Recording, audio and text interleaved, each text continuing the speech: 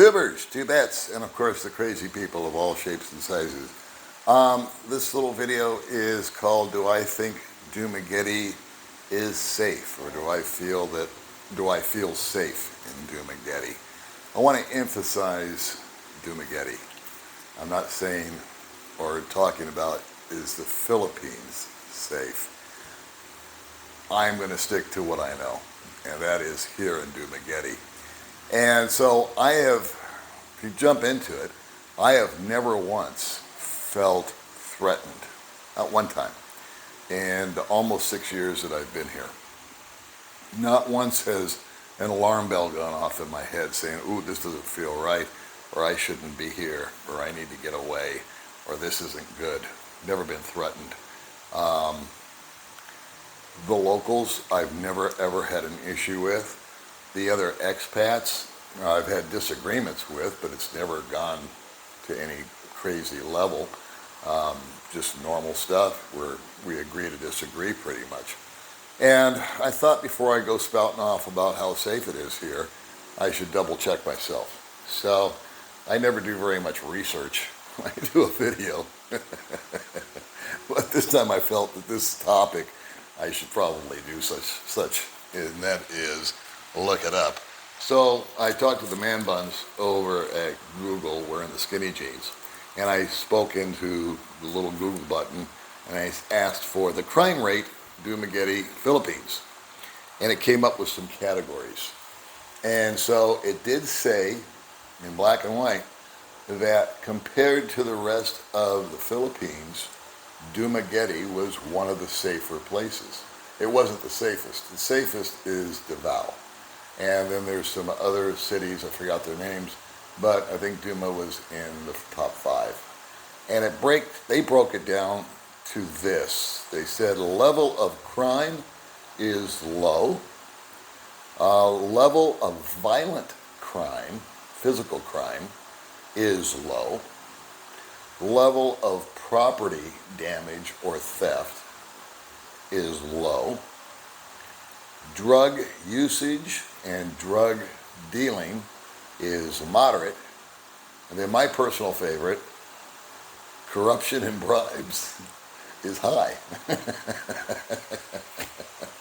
Well, that's pretty true in the whole world, so that doesn't really affect me since I'm not at that level of corruption, And when I say level, I mean that the corruption and the bribe part has got to take place way above my pay grade. The only corruption that I can think of that would apply to me is like the police, and so, or an authority. And in all the years I've lived here, I've gone through, I don't know how many checkpoints, maybe over 100, where they pull you over, they check to see if you have a driver's license or a registration, that you're wearing the proper attire and all this or that. And one time, when I lost my driver's license, I didn't have the piece of paper that said I lost it. So he was like, well, you got to have something, right? And I just happened to remember I had a picture of it on my phone. So I showed him that. And he was totally cool with it and just let me go. He said, okay. He understood that there was, I screwed up. He could have written me a ticket because I left that piece of paper saying I lost my license and that I had applied for another one in another bike. I think we were driving May's bike, and I had that paper in mine. So, point I'm trying to make is the guy never said to me, hey, you know what, I should fine you or write you a ticket, but if you want to go ahead and pay that right here with me, we can just dispense of it right here and now. Never happened to me ever. And I've never had anybody here in Dumaguete say that they did that. And I think if they did, they would have been spouting off about it. So, news travels fast because a lot of guys are bored and got nothing else to talk about. So something like that I think I would have heard of. And so as far as corruption and bribes, I think that's way up the food chain. That probably has to do with, money that's allocated that never gets to where it's supposed to go, or possibly uh, illicit gambling, like the running of numbers and all that kind of stuff. Again, something that just wouldn't affect me and probably not affect you. As far as drugs, not a not a big deal here. I know it exists. There are little pockets of areas that are referred to, well, May refers to them as Shabu towns, and really they're not towns. They're just little areas, and it's generally, sort of the what do we call squatter areas where they've got kind of makeshift housing with tin roofs and all that. The people are pretty desperate, so they may turn to dealing a little bit of dope. And there's, of course, the end user that gets high. And that is, I just don't see that as being a widespread problem. As long as I've been here, the biggest drug I've seen used is alcohol by both expats, foreigners, and the locals. And someone's getting tuned up when they're drinking the Tanduay rum because it's like really cheap, or Red Horse beer. That's the most powerful beer. And so that to me is the biggest drug that gets abused out here by everybody. The Shabu deal, which is methamphetamine, if I didn't mention it, that's sort of like underground. And just to make a point, when I compare it to, say, the States, where I'm from, when they make a bust in the States, it's usually tons of cocaine worth millions or $1 billion when they bring in some big haul and bring down some big guy. I've never once read a story about some big guy getting taken down here. It's almost tongue-in-cheek funny because they'll say, I'm not being disrespectful of the police, but it'll be printed up that there was an undercover buy-bust operation conducted by so-and-so, and they confiscated a total of 7 grams of Shabu, and 65 US dollars worth of money was discovered. So 3,200 pesos was also there, and possibly a gun, but that's rare. So that makes the news. That's like you getting found with, I don't know if marijuana wasn't legal, which it is, but if you were found with 3 joints in your glove box, that's the equivalent of what they're busting out here and what makes the news. So again, I feel safe because it actually is pretty well contained. It's small. There are areas that are known, and it's generally known. May and I actually witnessed them raiding it. Probably one of those news articles I read about. Military had coordinated a thing when they went into a place that I've known for years is to be an area of drug activity. But again, it's very, very small. So as long as you don't walk into that neighborhood, you're not going to have a problem. And I could expand upon that with some stories, but I'll just let it go for now, for the sake of time. So, yeah. So what else is there? Weather.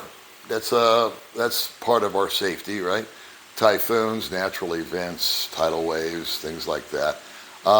When I was doing my research to move out here, a guy named Ned has a channel called Philippine Dreams. He's no longer that active on YouTube. But back in the day, I used to watch him, and I really liked his channel because he was really thorough in his research, not like my little quick Google deal. He would really get into it. So he would review motorcycles and banking transfers, and he would get into all the little finite details because he's a detail-orientated guy. Never met him personally, but I really enjoyed his videos when he was making them. And he addressed the whole typhoon deal, and he had researched it. And for some reason, the way Negros Oriental, where Dumaguete is configured, and the way the ocean currents work, typhoons tend to miss us entirely when they do occur, or they're lightweight. And I can attest to that because 13 months ago, on December 15th, Typhoon Odette hit. And we did get hit by it, but it was light in comparison to, say, Cebu, that just got hammered. And then there were some townships in between Cebu and Dumaguete that got plastered also, unfortunately. But here in sleepy little Dumaguete, we got a lot of rain, we got a lot of wind, we had a lot of trees fall down. The trees, the biggest thing was nobody, to my knowledge, was injured. The aforementioned Shabu areas with the tin roofs, they lost their roofs. But I didn't see any severe flooding. There's a river right beneath where I live. We have to drive down to it, maybe 3 kilometers. It was swollen and going over the bridge, but it subsided after 24 hours. And downed power lines. We were out of electricity here where I live for 12 days. But Dumaguete, they started to work on restoring the power there, and I think within a couple of days they had a lot of it up and running. In fact, before they had it up and running, there were restaurants, coffee shops that had generators they fired up, and May and I were down there about 30 hours after the typhoon ended, and we were able to charge our phones and get online and have a cup of coffee. And granted, it was crowded, and granted, there were a lot of people down there doing the exact same thing because we were all in the same condition. We didn't have any electricity. And slowly but surely, they got it restored. We were restored with electricity after, I think, 12 or 13 days. And it was an inconvenience. But like I said, it wasn't something that threatened our life. Dumaguete itself, I thought was going to be totally flooded because it's at the sea level. I couldn't even tell that anything had happened. It just looked like it had been rained on. And so that is a safety issue, is natural disasters. I've been through maybe 10 or 12 earthquakes, but they've been minor. They've just been little shakers. And of course, none of us can predict what Mother Nature is going to do. But statistically, Dumaguete is safe on that level. So let's see, we've covered a little bit of corruption, which we know isn't going to really get us involved. Talked about the drugs, talked about natural disasters. The only other thing that I can really come up with where I don't feel safe, the number one fear factor that I have is driving. And that's driving a motorcycle or a motorbike or a scooter, 2 wheels. The reason why is that there's just so many things coming at you that you can't foretell. There's no stoplights or stop signs here. You can count them, maybe 3 stop signs I think I've seen in my 5 years I've been here, 6 years. And you just kind of go with the flow. It's pretty much every man for himself, and that's all good. But there's just some stuff that goes on that the close calls have been beyond counting anymore. The most dangerous animal in the Philippines is a dog. It's not a snake, it's not a tarantula. It's a dog that'll just run out in front of you for no reason. Or they'll be sitting in the middle of the road and you go to the right around them, and then they stand up and walk right in front of the bike, and then you jog left and they turn around and go left too. And May and I have nicknamed them suicide dogs. It's just like, go ahead, take me out. I don't like living anymore. And so you're doing this with the bike. I can't tell you how many times I've been driving along, and I don't drive fast. I drive moderate, maybe 40 kilometers an hour, and a little side street that you can't even see. It's more like an alley. People will just zoom out of them. They don't look left or right, and they just come out and go. And I cannot count the times that I've had to really lean on the brakes just to avoid them, or make a hard left or a hard right, and that's come close to putting us down. Intersections, those are fairly easy to navigate because I just fade behind a bus or a car and kind of use them as a blocker. But again, there's just kids, people. I hate driving at night because there are a ton of people that are driving bicycles and motorbikes, or they're walking, and there's no illumination whatsoever. They will drive a motorbike without any lights. Now, they're either inoperative, or there's some sort of illusion amongst the locals that it burns gas if you turn the light on, and they're trying to squeeze every inch out of every liter that they put in their bike or transportation that they're using. They don't turn the lights on if they do have them. I think most of them, are just inoperable. I cannot tell you when I was driving at night how many people I almost slammed into because I just didn't see them. And people walking with dark clothes on, no flashlight, no reflective, nothing. It's just, to me, it's just a very, very stressful time. And so night driving is just not something that I'm up for anymore. I can do it. I did do it. I do it, but it's only in special circumstances. Can you do it? Sure.